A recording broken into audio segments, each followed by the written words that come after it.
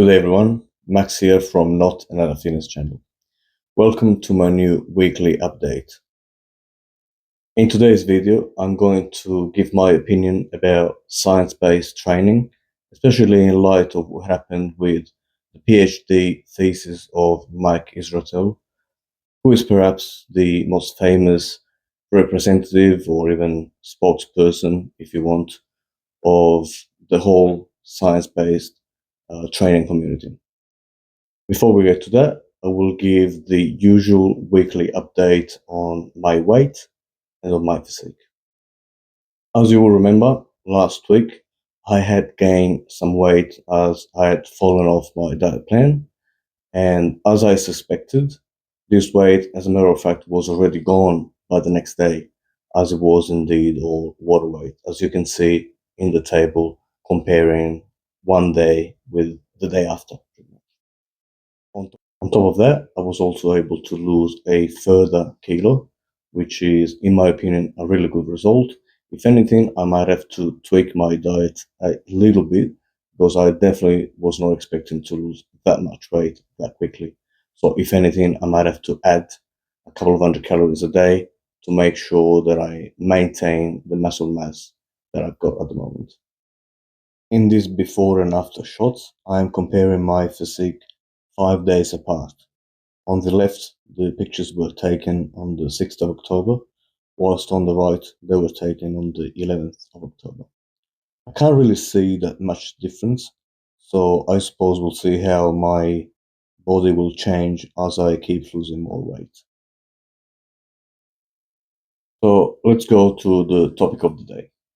To be honest, I've never been a big fan of the so-called science-based community because, in my opinion, they've always had this sort of sense of snobbery related to the fact that they've felt somewhat superior to anyone else who stepped foot into the gym. Now, obviously, this is not going to be a video about Mike Israetel, but I think what happened to him and the person that he is paradigm of that whole community.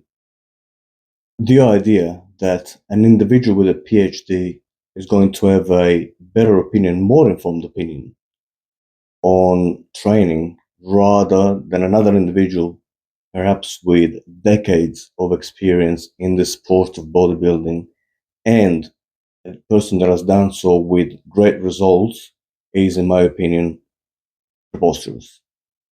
Especially when the whole community, when I'm referring to a community, I'm talking about science-based community, has gone full circle. And I've always described it as a dog that's chasing its tail. As you remember, they've always said that if you don't do full range of motion, that certain rep is not going to count and your training is suboptimal. So none of half reps, none of cheating when lifting, and only full range of motion will count. But then, a few years later, they went back to saying, actually, some half reps can be good. But the problem is that if you sell it as a half rep and you call it half rep, it doesn't really sound very scientific. So you gotta come up with a better name to sell it to the general public that perhaps is misinformed. So the name that they've picked is lengthened partial. I can't even say, well, English is not my first language anyway. But lengthened partial definitely sounds more scientific. So we will embrace it. But people were doing it 50 years ago. In the Arnold days, everybody was doing lengthened partials. They just didn't call it that. They were just doing half reps because that's all they could do.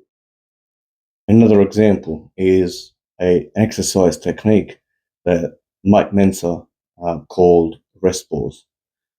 What's rest pause? It's basically you do an exercise to failure, and then when you can't do anymore, you just rest a couple of seconds, and then you keep going again, and then you rest a few more seconds, and then you keep going again, and you do that until you just can do just maybe one full rep, perhaps with a little bit of assistance from a training partner, and then you stop.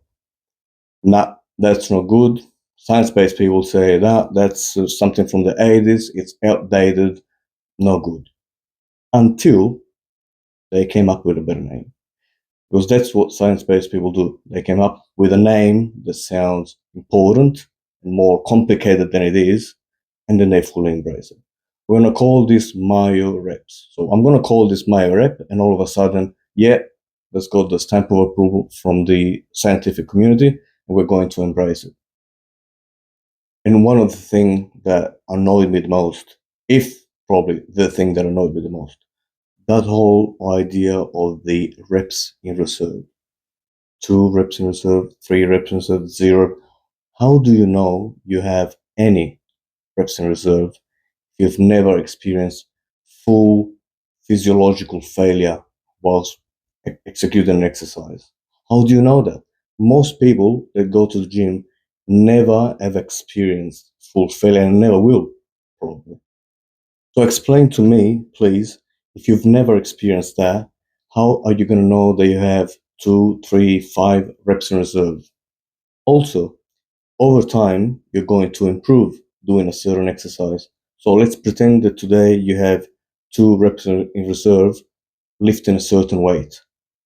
2 months later, are you still at 2 reps in reserve? Or is it now 5?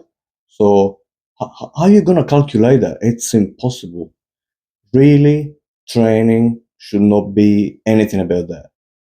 Training and going to the gym should be using concept that anyone can follow, anyone can understand, and anyone can apply.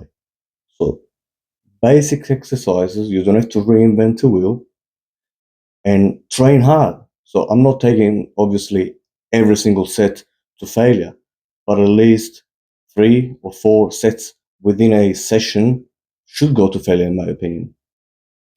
Which is why I really like Greg Doucette's motto: train harder than last time. There's nothing better than that idea, that concept. Today, I'm going to go to the gym. I'm going to train harder than last time. How good is that? Now, I don't like the style of training that Greg Doucette's got because he does this full body workouts. I can't do it. I don't like it. But the idea that you got to train harder every time, I fully embrace. But obviously, if I got to pick an advice and I got to choose between Mike Israetel or Greg Doucette, I'm going to go with him because, first of all, it's someone that's been training for maybe 35 years and has accomplished a lot in his field. So, therefore, in my opinion, what he says has a different weight to what Mike Israetel or people like him have to say.